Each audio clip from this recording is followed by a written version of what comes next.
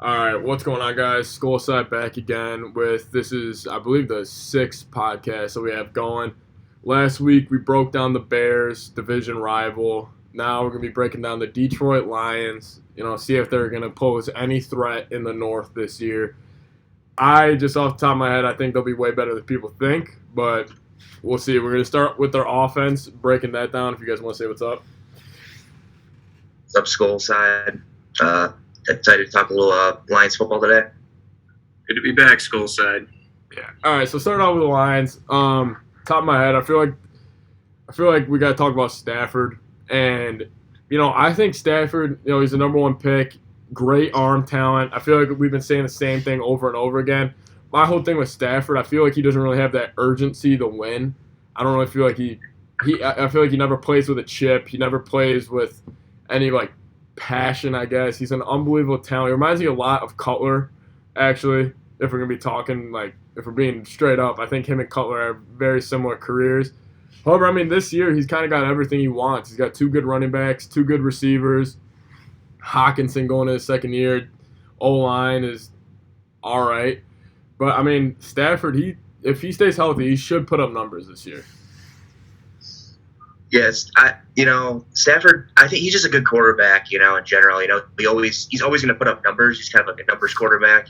I think the key with him is can he, win those big games and the playoffs too. He just has never really made it that far in his career because he's always been with the Lions, and obviously the Lions have not been great. While he's been there. So like you said, this year they got a lot of weapons on offense. They got DeAndre Swift in the draft, Kerryon Johnson, Marvin Jones.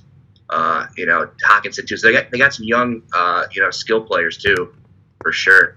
And then, I think the key will be if the line can hold up, keep Stafford because he has been hurt. Like last year, he was dealing with that back injury. So, the key will be can the line keep him up, and then we'll see. But I think there's some potential there on that offense. I just had a fun stat I read about the Lions is, the Tampa Bay Buccaneers, they used to be in the NFC North / NFC Central before, it just became four teams. And the Tampa Bay Buccaneers won the division in 1999. So they have a more recent division championship than the Detroit Lions. So that's funny because they haven't been in the division in 20 years. That's just a shot at the Lions. Offensively, look, I'm a fan of Matt Stafford. Pat, I don't like your comparison to Jay Cutler, but I do kind of understand. He's a former number one pick, and he's been a number one pick 12 years ago. He's been with the team since 11 years ago. 2009, I think, was his first season. So, obviously they have Jones, they have Galladay, they have Hawkinson. They added some, beef to their offensive line in the draft in the third and fourth round. If I can just look up the names real quick here. They got Logan Sternberg from Kentucky, and they also got Jonah Jackson from Ohio State. So I think offensively they're trending in the right direction. Their offensive line's starting to come together. They got two pretty good running backs, the Johnson guy and then DeAndre Swift from Georgia, even though I probably wouldn't have used a second-round pick on him. He's still a pretty good player. So offensively, I think they're moving in the right direction. That's not to be said about their head coach, though. Yeah. See, my whole thing if I was a Lions fan and I wanted to be optimistic as possible, you look at last year and everything that happened. Yeah, they had a train wreck of the season that second half. But if you look at the way they started, they went on the road and won in Arizona. And Arizona looked to be like a decent team at the end of the year. And then they had a 10-point lead at home against the Chiefs until they fumbled on their own goal line, and then the whole game unraveled. Then they lost that game. And then I think they picked up a decent, I think they beat an okay team, and then they were 2-1. Or no. They were 1-1 heading into that Green Bay game when the refs absolutely screwed them on the road in Green Bay. Because I remember I was a Vikings fan, I was watching, I'm like, we need the Lions to win this. I was going for them hard, and they got absolutely screwed. And then they had to play us the next week. And then we beat them in a shootout. If a couple of those games go their way, they could have started out 4-0 last year. But that's just being completely optimistic. Then Stafford goes down. Then the defense unravels. and then Patricia's not really seemed like the guy that he can get a bunch of backups to rally. He's just, I feel like Patricia's not the solution there. But I mean, if we're being optimistic, I mean, they did have the Super Bowl champs on the ropes at home. Went and beat a decent Arizona Cardinals team. I mean, listen, I just don't think they're going to be terrible as they were last year. I could see them floating around 8-8, and I think they'll be a really tough out, especially at home for certain teams. Yeah, definitely. I was just going to mention, I mean, look at their schedule last year. They could have, if they beat the Chiefs and they beat the Packers, they're sitting at 4-0-1. Yeah. But those two were just crushing losses, and kind of just spiraled out of control right after that, which is, fortunate for them. I mean, I think you guys are right. I mean, I remember watching that Chiefs game. They had the ball. They were down by 4. I think they lost like 34-30. I think the final was, and they did. They fumbled on their own at the Chiefs' 1-yard line. It got returned for a touchdown. But, that's kind of been the thing. Those have been the losses that's happened with Patricia as coach in 2 years. They had that big lead on the road, like you said, Pat, in Arizona. And I think – I don't remember if they won or they tied. No, I can't remember. It was a tie, 27-27. That could have been the tie. Yeah. And they were up like 24-0. Those are the kinds – that's usually a sign of bad coaching when things like that – even that Green Bay game, they got screwed completely. Yeah. But – they also had to settle for like 4 or 5 field goals in that game. That game didn't even have to be that; have to come down to that. That's kind of a sign of coaching for me. And I'm not going to get into Matt Patricia just yet, but that's it's a lot of woulda, coulda, shoulda with the Lions. But no, there's no doubt they definitely still have talent, especially on the offensive side of the ball. And they added a really good cornerback in the draft too. Yeah, I mean, I'm looking at this. They tied Week 1 against the Cardinals. Then they beat the Chargers 13-10 at home. Yep. And then they went on the road to Philly and beat the Eagles 27-24. So they're sitting at 2-0-1 right now. And then they lose to the Chiefs by 4 at home when they should have won that. So you could, if you mark that up, they could have been 4-0-1 and then playing us at home. I mean, it was that close. Yeah, and then the following week they went and beat the Giants at home. But then Stafford gets hurt, and then they lose to the Raiders, Bears, Cowboys. They go on this terrible losing streak to end the season. But, I mean, if they had a couple breaks last year, or just not even breaks, just finish what they started, they could have been – they could have been a playoff team. I mean, they could have been fighting with us for the wild card at the end. The whole NFC North would have been different if they would have won that Packers game, which they should have. But anyway, I'm looking at those scores. When they're fully healthy, the offense looks good. It's just that defense can't stop anybody. They got no and that's on Patricia. He's a defensive coach, so I think he should be out of there if they don't win at least 7 games, 8, 9 games this year. So I don't know. Yeah, just defensive wise, just look at their D. Just look at their stats last year, just terrible.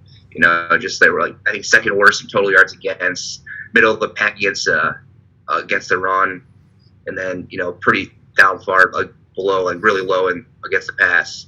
And Patricia, that's his thing. He's a defensive guy.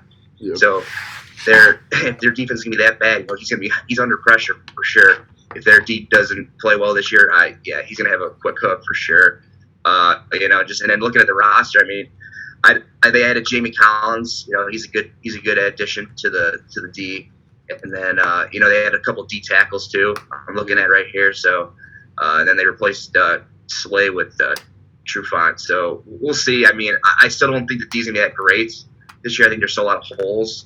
And then they obviously added the rookie cornerback out of Ohio State, which will probably help. But again, he's a rookie, so we'll see. I don't know, but Patricia's definitely gonna have a quick hook. They don't do well this year. Yeah, Akuda is the rookie cornerback out of Ohio State. Unfortunately, for a defense that wasn't good last year, they lost their best defensive player, someone Slay. So I know they added Trufant and Collins and Akuda, and those are good additions. Their pass rush is still somewhat questionable. I know obviously they have Trey Flowers. He had that breakout year in New England. He's been hurt with Detroit a little bit. It's really weird, with these guys that come from New England. they do so well for the Patriots, but then you wonder if it's just like Belichick using them in, the correct situations. Same thing could be said about Patricia. I mean, these coaches that come under Belichick, they, for some reason, they just haven't really done that well. So I'm sure Patricia knows defense. I mean, you wouldn't know it with the way they played last year, but it's just going to be interesting to see what they can be better defensively this year. Because, like you said, if they are a little bit better defensively and their offense, takes off, they could definitely be in the playoff chase with 7 teams this year. So we'll see. I mean, I think it really just starts week 1. I mean, the NFC North, those division games are so important. I mean, we got Green Bay at home. They got Chicago at home. I mean, if they can handle Chicago at home, I mean, take that little 1-0 record, and then they're on the road in Green Bay. I mean, if they have any, like, balls or any, like, passion that they're playing with, they need that revenge in Green Bay. So, that, I mean, they're not going to go in there and just roll over because they really think they should have won last year. And especially if they're coming off a big win in Chicago. I mean, the Lions could be sneaky. You could look it up, and they're, like, 4-2 or something like that. I don't think it will happen, but I mean, I would never. I just feel like Stafford. One of these years he's gonna show up, and one of these years he's gonna win game-winning drives, and he just needs that defense to be serviceable. And then we'll see. I mean, I've always wanted Stafford to get like an Andy Reid or something like that and see how good he could have been. I mean, I think Stafford could have been something if he had an offensive-minded coach. Yeah. I've always liked Stafford. He's obviously a very talented quarterback. And then I'm just looking at their schedule right here. I mean, for this year, they got Chicago, they got Green Bay, they got Arizona, and the Saints. If they can somehow go 2-2 in that stretch, then they have Jacksonville, Atlanta, Indianapolis. Those are winnable games right there. And they go to Minnesota. Then they got Washington and Carolina. I mean, those are all winnable games. They can get on a roll. You never know. So, the schedule, if they can, kind of split first 4 games, they might have a chance to make a little bit of a run there. Yeah, I'm still I still fall around, best case scenario for them is like 9-7, 8-8, just because there's something about with them, like, a lot of stories have come out about, I just really don't think their players really respect their head coach, and that to me screams like that's just trouble. Patricia's, this is his 3rd year, so obviously, I've heard, I read an article saying that ownership, expects to be playing meaningful football in December. So, I guess that means being in the playoff chase. I think they can do it. They have to get off to a good start, like you guys said. I feel like that first game for them against the Bears at home is like a must-win. You just don't want to lose a home division game to start the year. And, then maybe they can pull off a shocker against the Saints or something like that at home. Pat, you said before, anytime the Vikings go to Detroit, it does feel like a trap game, because Stafford's sneaky good and, they have some weapons. So, we'll see. I still give them the best chance at like 8-8, 9-7. Yeah, I think the Vikings should handle them. I mean, both games this year. I mean, it really depends. I just hope when we go there week 17 on the road, I'm really hoping they have nothing to play for. And honestly, I'm hoping the Vikings have nothing. The Vikings have already clinched the division or whatever. Hopefully that game doesn't mean anything, because that could be huge. But, I mean, I don't know. I feel like the Lions are just such – like, I don't think they'll be terrible, but I don't think they'll be that good. I mean, they added a bunch of good pieces. They seem like they're moving in the right direction. But, Jim, like you said, like, the guys can't rally around their coach, and that's such a big thing in the NFL, to have everybody bought into the one thing that they want to do well. Because what's really the Lions' identity? I mean, you see the Bears' identity. It's, defense, and hopefully the offense picks it up. Vikings is just run the ball, play action, play solid defense. Like, the Lions don't really have that. And if they can find that early on in the year, maybe that's 7th seed, but I think they'll top out, like you said, at 9-7. That's what I think they'll, like, max 9-7, low 6-10. Yeah, I was thinking about the same. I was thinking 7-9, 8-8, 9-7 range, somewhere around there, just average. They can be sneaky, like they're dangerous, especially offensively. But like you guys said, you have to believe in your coach. Because if you don't believe in your coach, you're not going to come out with the correct edge, to win football games. Yep. So I think that's a big key there. Will they rally around Patricia? I don't know if it'll happen. It didn't seem like it happened last year, obviously. So we'll see. But yeah, I'm thinking, middle of the pack. They might be battling for that 7 seed. Just look at the schedule. There is some very winnable games in the schedule. Yeah. So we'll see what happens. But yeah, I'm thinking 8-8 range for sure. Yeah, let's go 7-9. I think they're gonna finish in last place again. Right. Too bad for them. That's terrible. We'll see. I mean, maybe next week we'll give our final predictions for the NFC North. We'll see who's top, who's bottom, then we'll look back at it in the year because NFL, anything can happen. I mean, the Niners made the Super Bowl last year after going 4-12, so never know. Yep. But anyways, guys, thank you so much for watching. This was a quick one because it's the Lions. Not much of a threat to the division yet. So not much to talk about. But next week's the Packers. We'll probably really deep dive in the Packers and talk about those 2 terrible losses we took to them last year.